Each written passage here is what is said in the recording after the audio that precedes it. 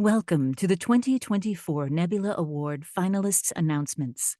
Please welcome tonight's host, Kate Baker, the Executive Director of the Science Fiction and Fantasy Writers Association. Good evening. As Executive Director of the Science Fiction and Fantasy Writers Association, I am so proud to welcome you to this evening's celebration of speculative fiction. Welcome to a world of possibility. From spaceships to ancient gods, to the epic struggle between the light and the dark. We gather together tonight to acknowledge those otherworldly beacons that guide us along the way.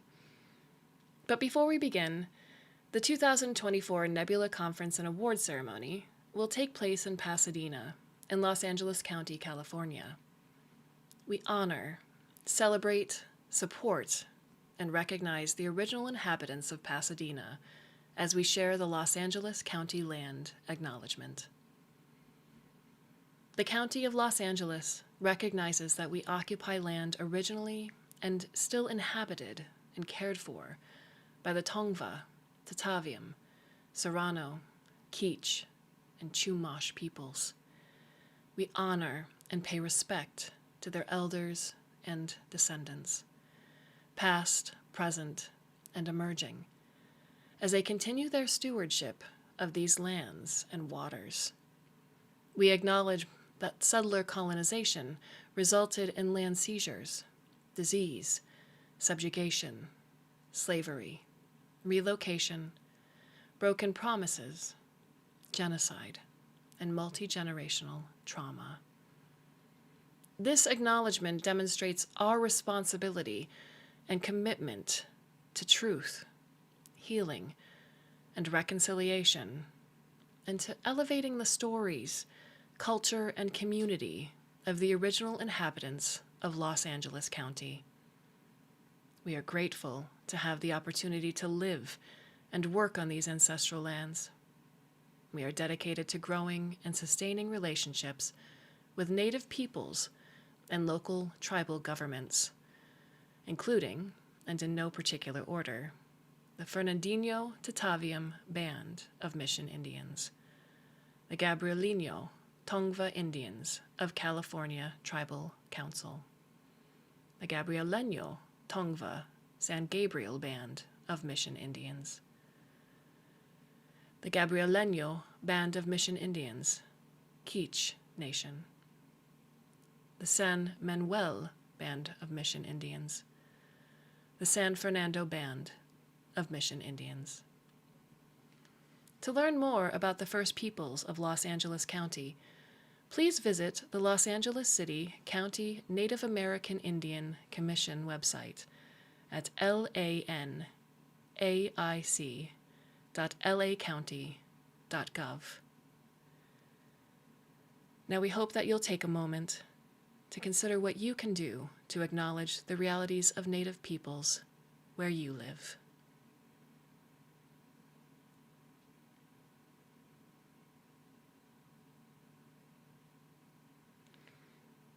Now our journey into the realm of possibility begins tonight with our first category, the Nebula Award finalists for short story.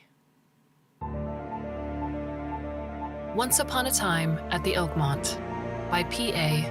Cornell. Narrated by Stephanie Willing.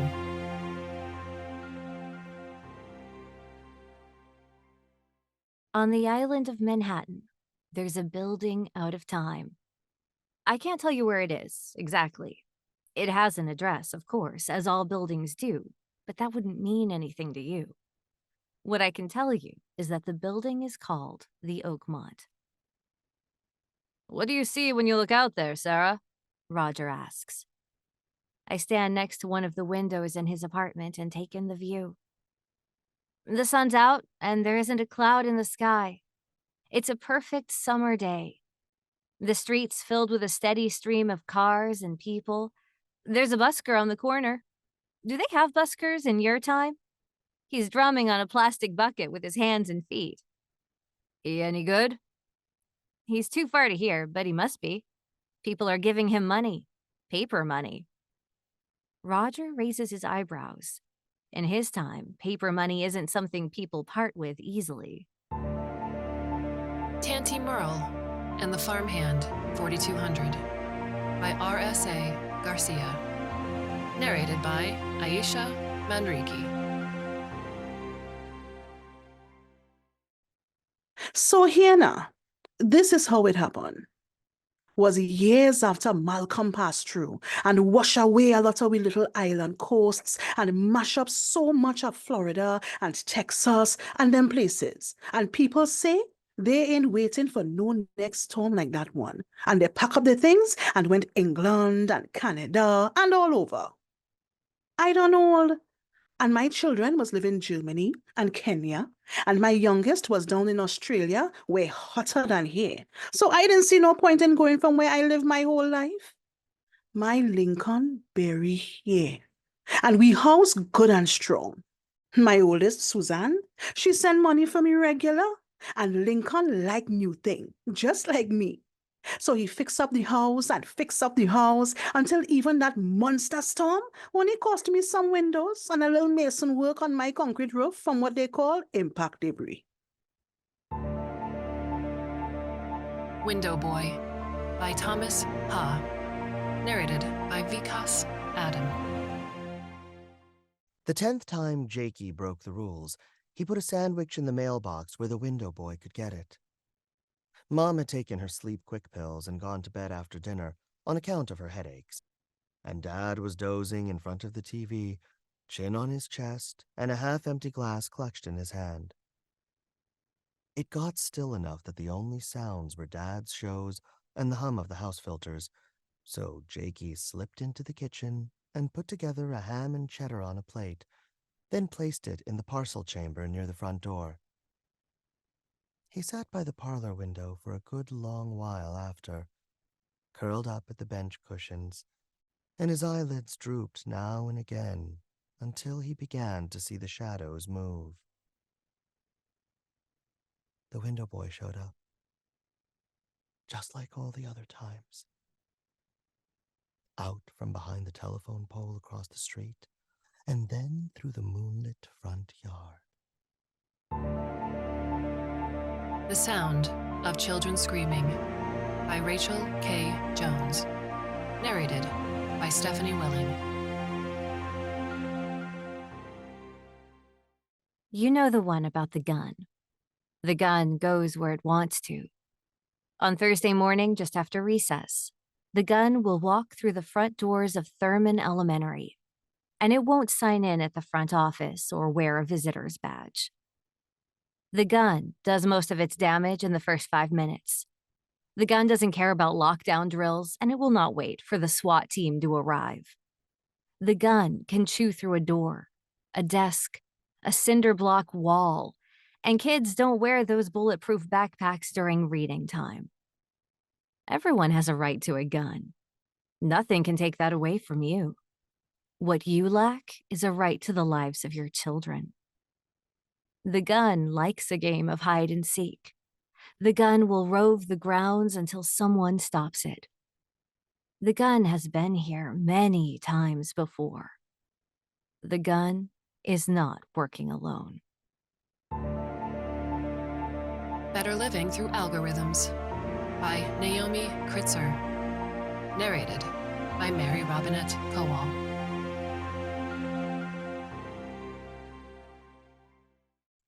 June was the first of my friends to get into it. This isn't surprising. She was playing Wordle for weeks before Margot or I discovered it. When we met up for our weekly lunch, she kept checking her phone and I assumed it was some new game. Then she put it down with a smile and said, "Abalik told me not to pick my phone up again until after lunch was over." "Who?" Margot said. "It's this new app for better living." "I love the idea of an app that tells you to put your phone down more. For your own good," Margot said, her eyes glinting. "You should try it," June said. "You get the first 30 days free. And after that, you have to pay someone to nag you to use your phone less?" "It's more than that." June took a bite out of her tuna melt. "For one thing, you also agree to occasionally nag other people to put their phones down." Bad Doors by John Wiswell. Narrated by Vikas Adam.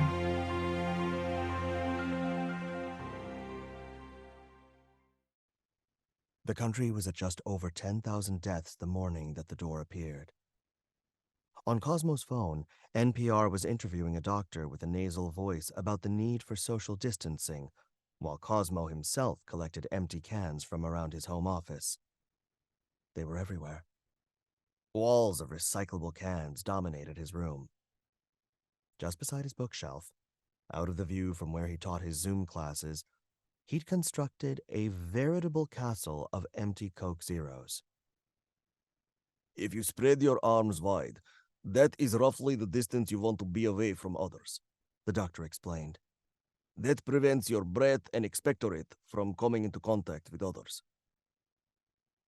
Cosmo tried spreading his arms that wide. He'd always been gangly, and promptly knocked over a 3-stack of cans balanced on top of his Riverside Chaucer. The cans clanked to the ground and rolled into the hall. Cosmo chased them, hunched over, like cartoon dinosaur in pursuit.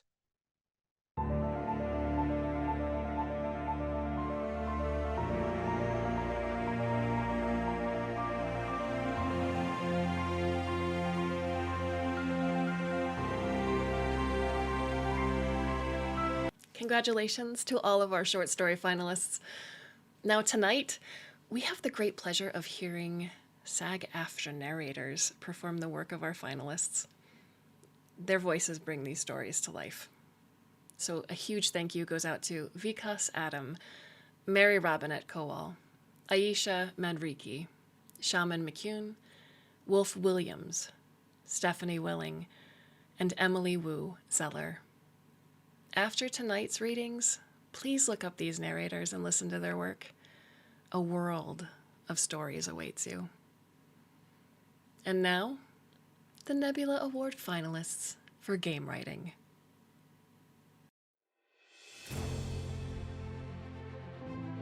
The Bread Must Rise by Stuart C. Baker and James Beeman.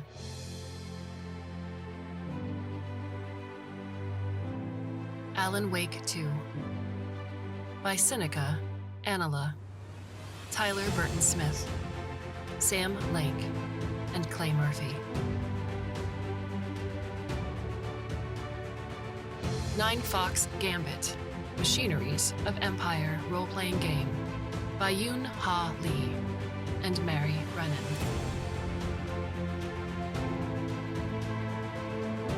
Dredge by Joel Mason.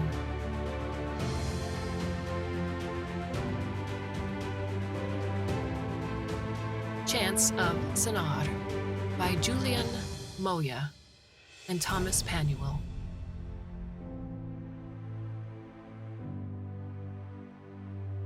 Baldur's Gate 3 by Adam Smith, Adrian Law, Baudelaire Welch, Crystal Ding, Ella McConnell, Ina Van Ham, Jan Van Dosselier, John Kokorin, Kevin Van Ord, Lawrence Schick, Martin Doherty, Rachel Quirk, Rory Moore, Sarah Bayless, Stephen Rooney, and Sven Vink.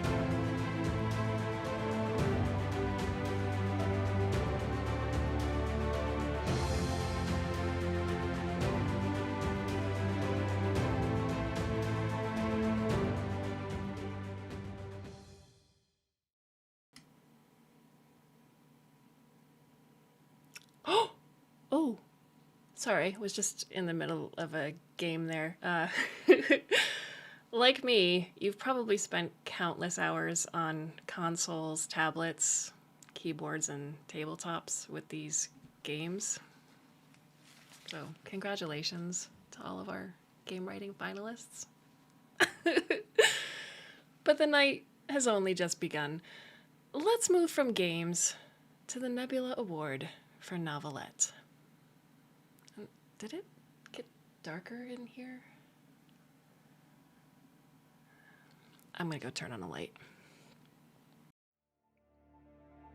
A short biography of a conscious chair by Henan Bernardo. Narrated by Stephanie Willing. I was conceived by a carpenter with quivering hands in the back of a lumber yard. She was called Anatolia. Some days she had to fix flaws, sawing 1 or 2 parts of me again. On other days, she hurled chunks of me against the wall, screaming at the bashful furniture she'd built, lined against the far wall. If she knew she'd bestowed consciousness on me with her art, perhaps she'd have other thoughts. I didn't care.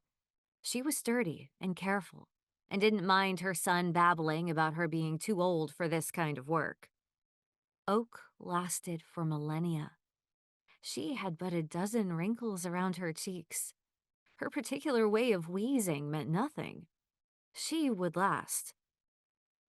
Ignoring all the humility chipped into my wood by her hands, I was a true work of oak art. Seahorses adorned the palmettes atop my backrest, which was ornately twirled with bubbles and the contours of fish.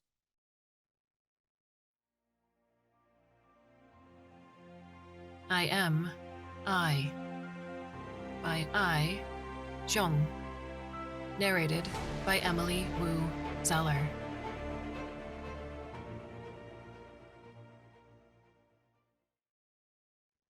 It's becoming difficult and dangerous to ignore my battery's rapid rundown time.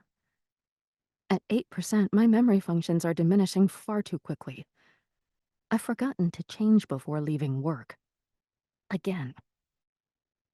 For me, forgetting is a dangerous thing. I hope the glitches don't cause a sudden short-circuiting. The notification from my postponed for half a year maintenance glares from the watch implanted into my wrist. I press snooze, my fingers trembling.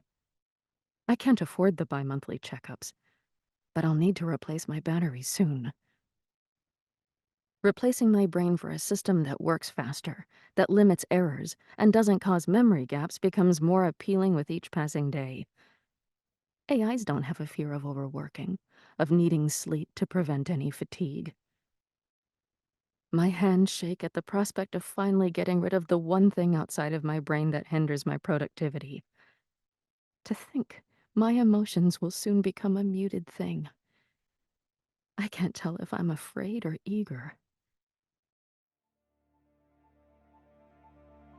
The Year Without Sunshine by Naomi Kritzer. Narrated by Mary Robinette Kowal.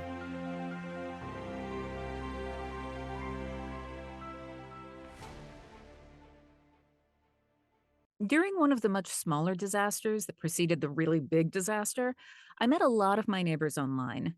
I can't remember if we set up the WhatsApp group because of the pandemic or the civil disorder or both.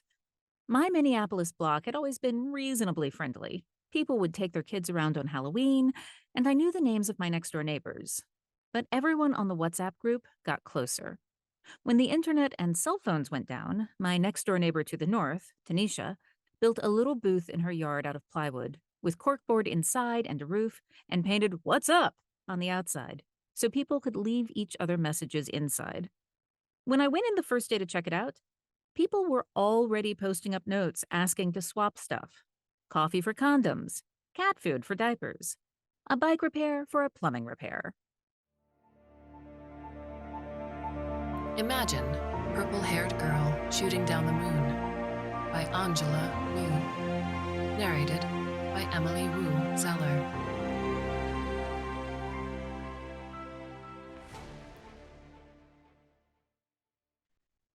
Imagine purple-haired girl shooting down the moon. I typed the prompt into the blank screen as if making a request to God. The blurred shape of a head appears in 4 variations over a pixelated ocean of gray. The eyes, corrugated whites, slowly take shape. "We're leaving. Our ride's here," Mina says, fanning her fake eyelashes in front of the cracked mirror, willing the hot glue to dry. Her eyeliner's too thick on the left side, but I don't say anything. Outside, Ip is waiting by the usual pea-green van in his matching green polyester coat, smoking a joint. He waves to us as we walk over like a dad picking up his kids from school. Mina slides into the front seat while I settle into the back, my feet crinkling over old magazines and discarded hamburger wrappings. His van smells peaty and looks like a cozy home for a family of raccoons.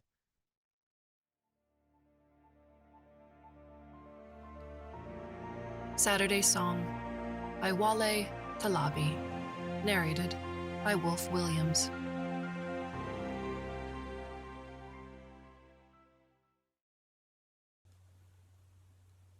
The 7 siblings sit in a place beyond the boundaries of space and time, where everything is made of stories. Even them, especially them. People are made of stories too, but only the versions of their stories that they tell themselves. Curated, limited, incomplete. Many of the stories people tell themselves are lies layered on partially perceived things to give their lives structure and meaning. The siblings that sit beyond sit through, for they are made of all the stories that were, that are to come. They tell each other these stories, taking them out and examining them in the light like a never-ending self-dissection.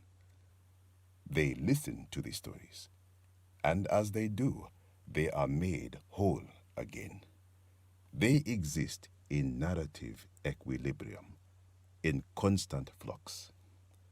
They tell each other stories of what has happened, is happening, will happen, because it is their function. They tell these stories because they must. 6 versions of my brother found under the bridge by Eviania Trien de Fidu. It was midnight when Olia heard the devil cry. They were supposed to be wild tonight, the 3 of them. Cassandra had led the way, and Maria and Olia didn't put up much of a fight. They would visit the Devil's Bridge. Anything that claimed to be even remotely intimidating was the devil's something. And stay there for a while. Record it with their phones to have something to show for it. Smoke some cigarettes. Technically, it was built on top of a river that had been dredged and filled in some 50 years ago, which made the ground under the bridge degraded and pretty dangerous.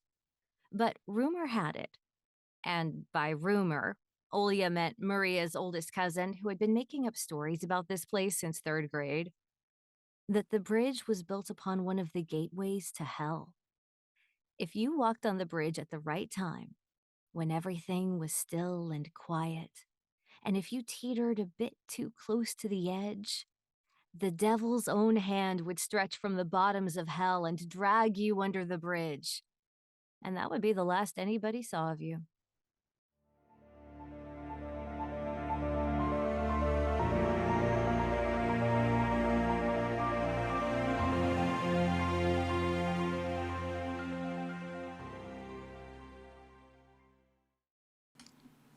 Congratulations to all of our novelette finalists.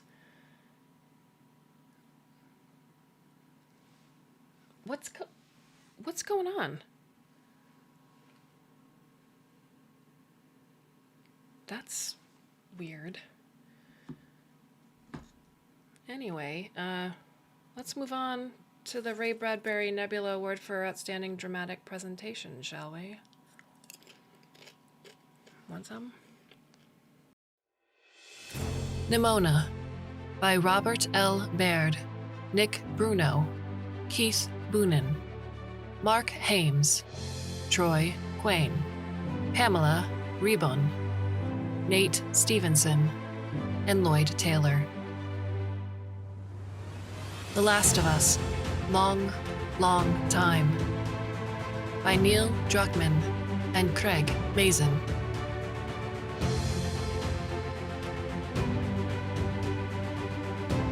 Barbie by Noah Baumbach and Greta Gerwig.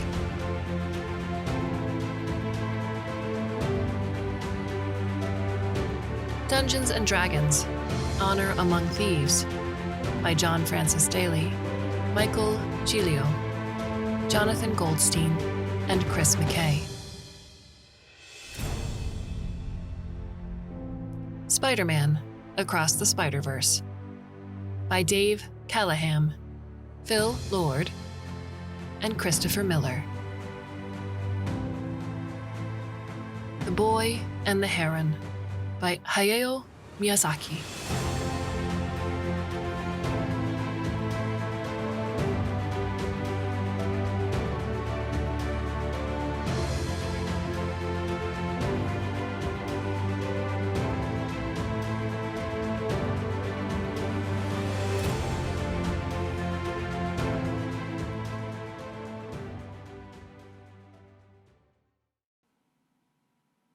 Okay, this is not funny anymore. Like, what is going on? Oh, come on.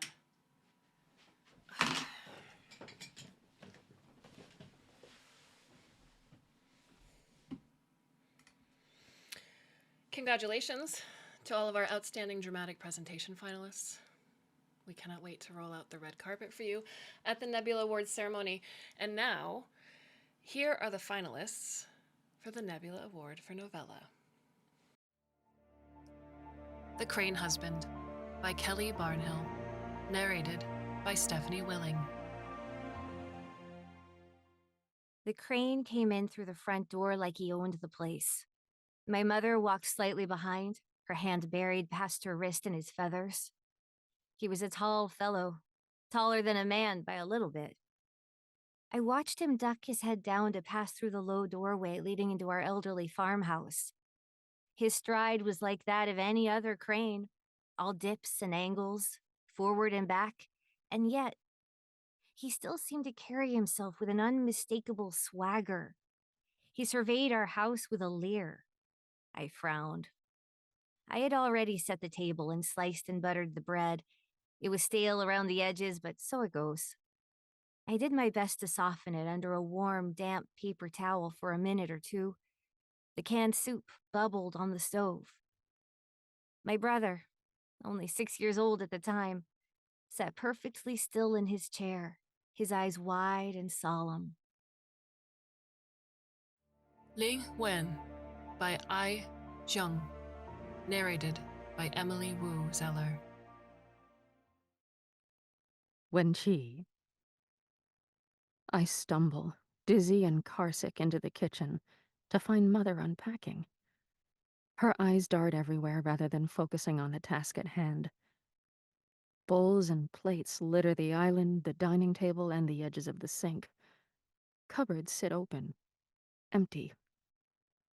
Father stands next to her, rubbing a hand across his stubbled chin, running a finger along a growing shadow of a mustache. His other hand rests against the sink, twitching, not knowing where else to place it or what he should be doing with it. The agent said it might take a while before he appears, Mother says in a feverish whisper, fixing her hair the way she used to right before leaving for a job interview. Before we got the house, she worked in a travel agency downtown. But that didn't last long. Mother said there was a new coworker who too closely resembled what my brother would have looked like as an adult. Thornhedge by T. Kingfisher, narrated by Mary Robinette Kowal. In the early days, the wall of thorns had been distressingly obvious. There was simply no way to hide a hedge with thorns like sword blades and stems as thick as a man's thigh. A wall like that invited curiosity, and with curiosity came axes, and it was all the fairy could do to keep some of those curious folk from gaining entrance to the tower. Eventually, though, the brambles had grown up around the edges. Blackberry and briar and dog-rose, all the weedy opportunists. And that softened the edge of the thorn wall and gave the fairy some breathing room. Roving princes and penniless younger sons, fascinated by the thorns, which were so obviously there to keep people out. Hardly anybody was interested in a bramble thicket. It helped, too, that the land around the thorns became inhospitable.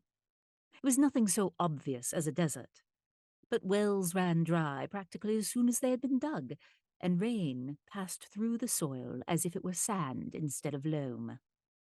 Untethered Sky by Fonda Lee. Narrated by Emily Wu Zeller. Fledgling. Zahra was her name. When the crate opened, all I saw at first were her eyes, the largest of any living creature. Enormous golden orbs fixing me with a raptor's murderous glare. She was a year-old fledgling taken from the nest, already lethal and immense. I was a woman of 18, small, wounded, over-anxious. Sweat coated my hands and lathered my body beneath heavy leather work gloves and a tarnished scale vest. Rookers had been killed on the first day. If it happened to me, another apprentice would take my place. Zahra stepped calmly into the muse pen without coaxing. Babak and the gathered rookers watching from behind the bars nodded approvingly. The fledgling hadn't hunched in the crate in fear, nor exploded out of it screaming with rage. She was healthy, calm and brave, the most anyone could ask for. My excitement ran like a fever, the blood hot in my head, my fingertips tingling and swollen. The Mimicking of Known Successes by Malka Older. Narrated by Emily Wu Zeller. The man had disappeared from an isolated platform, the furthest platform eastward, in fact, on the 4 degrees 63 second line. Never a very popular ring. It took Mosa Eve hours on the rail car to get there, alone because none of her investigator colleagues were available, or eager to take such a long trip, for what would almost certainly be confirmation of a suicide.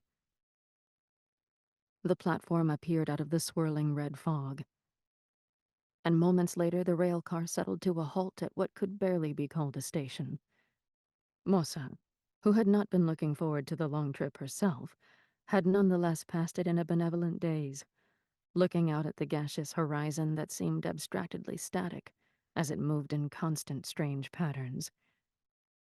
Once disembarked, she found the rhythm of talking to people on the platform only with difficulty. "And you say he was standing here?" Mosa asked. "That's right," the settler confirmed. Mammoths at the Gates by Ni Vo. Narrated by Vikas Adam. And that was how we got the moon back up the mountain and into the sky, and no one was ever the wiser. You can tell it was us, because when you see the moon's face turned out fully, the dark marks are where the youngest sister kissed her before she said goodbye. The woman steering the cart winked and tapped her lips, painted a dark and shiny green-black, and she made another note in their book, both the end of the story and that the woman's lip paint hid darker marks underneath, visible only when one was close enough to see. Tattoos, maybe?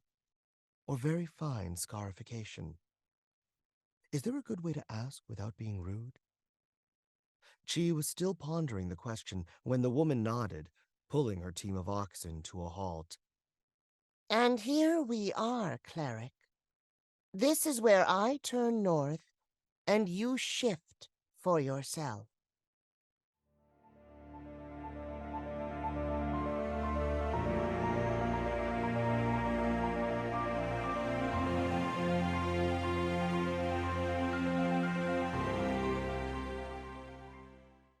Like, what is going on?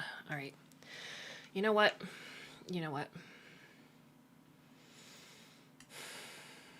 I wasn't going to have to use this. I didn't think I'd have to use this because it, like, bounces off my glasses like this. You see this? But, like, it's the only thing I got left. Anyway, congratulations to all of our novella finalists. Like the work of Susan Cooper, our Nebula Grandmaster, stories written for middle grade and young adult can shine with a possibility shine a light on equity. And, well, just shine. How do you turn this thing? I don't know, that's worse. That's far worse. Anyway, we're proud to announce our finalists for the Andre Norton Nebula Award for Middle Grade and Young Adult Fiction. To Shape a Dragon's Breath by Moniquel Black Goose. Narrated by Shaman McCune. First, there was the evening before the morning. I was gathering mussels on Slipstone Island when I saw the dragon. I'd never seen a proper dragon before, but there was no mistaking it for anything else. It had come walking out of the scraggy stand of pine trees at the base of the temple mound and was standing on the rocky hillside, looking out to sea. It was red and gold and glorious with the evening sun behind it, like a hillside in autumn. From nose to tail, it was twice as long as my canoe, and from wingtip to wingtip, 3 times as long. It had a crown of antlers that must have come to 30 points or more. It stretched its wings, and the sun came through them, showing the scarlet net of its bloodworks. It had a long, sinuous body, like an otter or a fisher. Its neck, double curved, like a heron's. The Inn at the Amethyst Lantern by J. Diane Dotson. Narrated by Stephanie Willing. Mira Celestis grew perplexed. She tapped her left arm bracelet, and it glowed a soothing, ethereal purple. Her harvester bots had not reported back from the root gardens, and her dinner prep would be delayed. "Mira," called her mother, Tam eyeing her daughter's glazed eyes and half-raised hand, which held a vegetable peeler above the compost bot. The bot hooted expectantly for its quarry. That startled Mira, and she continued peeling carrots. "Sorry, Mom," she called, grinning absently. She heard her mother sigh. Mira was distracted by the previous evening's events, as well as by the harvester bots having gone missing. The final invitations for the glowworm ball had been delivered, dutifully in the night by opossums wearing the radiant, fuchsia-tubed helmets of the gallant Twilight Society. The opossums had passed her house by and ventured on to the next along the lambent, ghostly glow roads of her neighborhood. There, she knew, Amber Glistenad must have received hers, and she would, of course, attend the city's most illustrious event. Liberty's Daughter by Naomi Kritzer. Narrated by Mary Robinette Kowal. Show me the sandals first, I said. Debbie held out a pair of size 8 sparkly high-heeled strappy sandals. I had been knocking on doors all afternoon, hunting for sandals like this for some lady over on Rosa. My sister's name is Lynn Miller, Debbie said. She's been missing for 3 weeks. I had a bad feeling about this. My job is finding things, but normally that just means finding willing sellers for interested buyers. That's why I was looking for the sandals. Finding a person was a whole different kettle of shark bait. But the seastead wasn't that big, so unless she'd fallen over the side and drowned... I pulled out my gadget to take notes. Okay, I said, and keyed in the name. What else can you tell me? We're both guest workers? Debbie said, which I'd guessed from the overcrowded quarters where they lived. It always smelled like feet down here. The Ghost Job by Greg Van Eekhout. Narrated by Emily Wu Zeller. The job before the job. Ghosts are great thieves. They're invisible. They move in silence. They walk through walls. My friends and I are the best thieves in town. It's night, the moon shrouded in fog, a single street lamp casting a yellow haze over the cracked sidewalk. Before us stands a 2-story brick house with boarded windows and missing roof shingles. The grass in front is as dead as we are. but not as good looking. We wait for Nicholas to start giving directions. Nobody ever voted him team leader because we didn't have to. He was the obvious choice. When we were alive, he was student council president and captain of the basketball team. He's also handsome, confident, friendly, and most importantly, kind.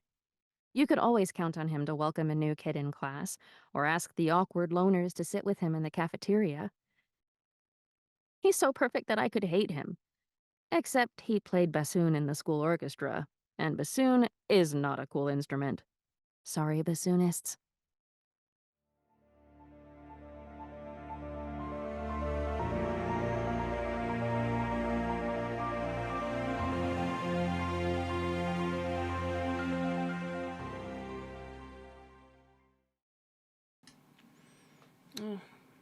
No, nothing's turning on. Nothing's working. I wonder if I can get my cell phone to... Trusty cell phone. Cell phone lightsy. Congratulations to all the finalists for the Andre Norton Nebula Award for middle grade and young adult fiction. Once again, we'd like to say our thanks to the SAG-AFTRA readers. Your shimmering performances will burn bright in our memories, unlike the lights in my room. Now, here are the finalists for the Nebula Award for novel. The Saint of Bright Doors by Vajra Chandrasekhara. Narrated by Vikas Adam. The moment Fetter is born, Mother of Glory pins his shadow to the earth with a large brass nail and tears it from him. This is his first memory, the seed of many hours of therapy to come. It is raining. His shadow is cast upon reddish soil thick with clay that clings to Fetter as he rolls in it, unable to raise his head, saved from drowning in mud only by the fortunate angle of his landing. The arch of Mother of Glory's knee frames what he sees next. His shadow writhes slowly on its nail. Mother of Glory dips her hands in that mud to gather up the ropey shadow of his umbilical cord and throttles his severed shadow with a quick loop, pulled tight. The shadow goes to its end in silence, or if it cries out, if shadows can cry out, that sound is lost in the rain. The next hours and years are lost to Fetter. The Water Outlaws by S. L. Huang. Narrated by Emily Wu Zeller. Every morning, just after dawn, Lin Chong taught a fight class for women. The class was always well attended, and Lin Chong welcomed any from the lowest beggar to the highest socialite. Women choosing to apply themselves so seriously to the arts of war and weaponry might have been seen as unusual, even in the highly modern empire of Song. But Lin Chong was so well established in the prefecture, and so well respected, that men rationalized the participation of their wives and daughters. It will help her excise any womanly hysteria, they would think, or she will be able to improve her grace and refinement. Besides, they trusted Lin Chong not to be too rough, or to act inappropriately. She was, after all, a master arms instructor for the Imperial Guard, and besides which was also a woman herself. If the men had ever come to watch their wives and daughters at work, they may have revised their concerns about the roughness. Translation State by Anne Leckie. Narrated by Stephanie Willing. After House, Sanus Polity. The last stragglers in the funeral procession were barely out the ghost door before the mason bots unfolded their long legs and reached for the pile of stones they'd removed from the wall so painstakingly the day before. Anae hadn't looked back to see the door being sealed up, but C could hear it for just a moment before the first of Aunt Irad's moans of grief rose into a wail. One or two cousins heaved an experimental sob. Anae hadn't cried when Grandmama died. C hadn't cried when Grandmama told Here she'd chosen the time to go. C wasn't crying now, which wasn't necessarily a problem.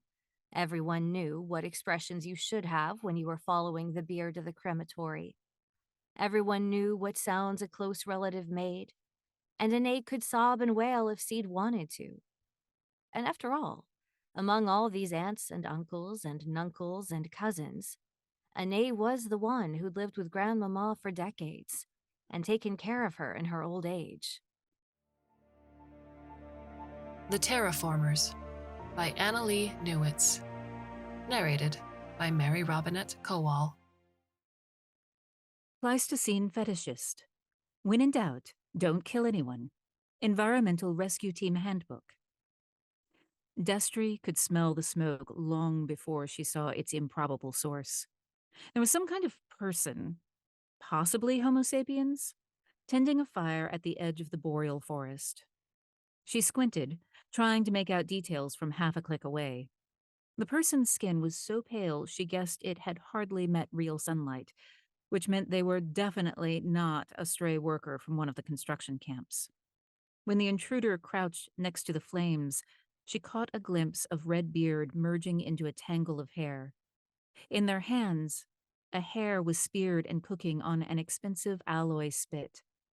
The sight was horrifying, and Destry flinched back reflexively. "Let's stop," she whispered to her mount.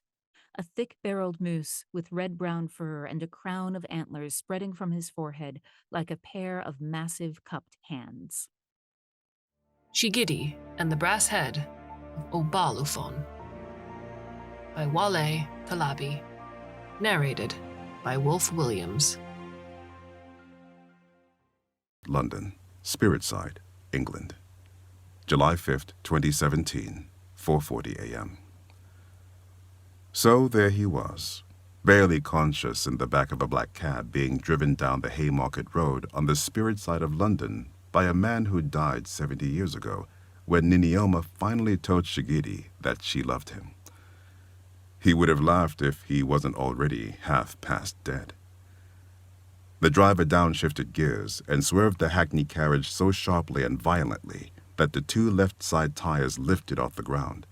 Shigidi lost his balance on the plush leather seat and fell over into her thighs, pressing the opened wound where one of his arms used to be, and leaving a large, ugly red mark on her lovely blue dress. A smear of blood, clay, and spirit particles. The contact forced every muscle in his body to contract. He felt like his insides were being separated from each other, like he was being torn apart from within by an angry, pain-shaped animal. Witch King by Martha Wells. Narrated by Wolf Williams. Waking was floating to the surface of a soft world of water, not what Kai had expected. Reaching out in that darkness, he found a cold, black sea ebbing and flowing, dropping away like a tide rolling out. Something was wrong with his body. Everything was impossibly distant. He stretched out a thought and called, "Zaida!" She was slow to answer, her voice low and strange. He couldn't see her. She whispered, "I'm sleeping, Kai." "You're not sleeping, you're talking to me." He should know where she was. He always knew where she was. She had a drop of his blood hardened into a red pearl buried in her heart. "I told you not to wake." She stopped. Her languid voice turned alert and urgent. "Kai, where am I? I can't move." None of this made sense. He reached out as far as he could stretch, searching for something, anything solid.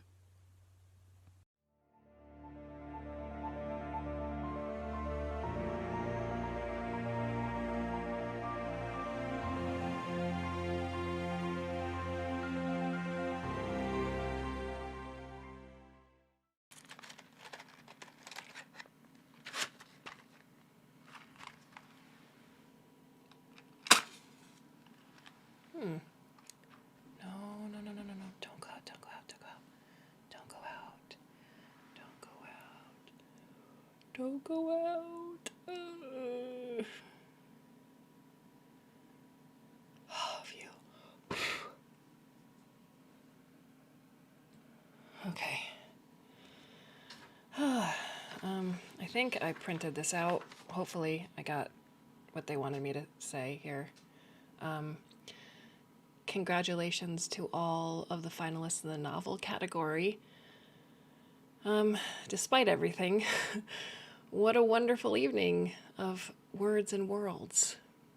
We want to thank all of the SFWA members who voted this year, all of the volunteers, the staff, the contractors who helped put this particular event together, the Nebula Conference, the year-round offerings that we do. We cannot do this without you. And congratulations again to all of our finalists. Thank you, writers, for sharing your incredible work with us. We are honored to celebrate you. The celebration continues this summer at the Nebula Awards Conference and Ceremony, June 6th through the 9th, Pasadena, California, at the Westin, Pasadena. You can find out more at events.sfwa.org. We'll see you on June 8th at 8 p.m. Pacific Time, online and in person, with our newest Grandmaster, Susan Cooper. However, I think you should all be prepared, because as we've seen tonight, the dark is rising.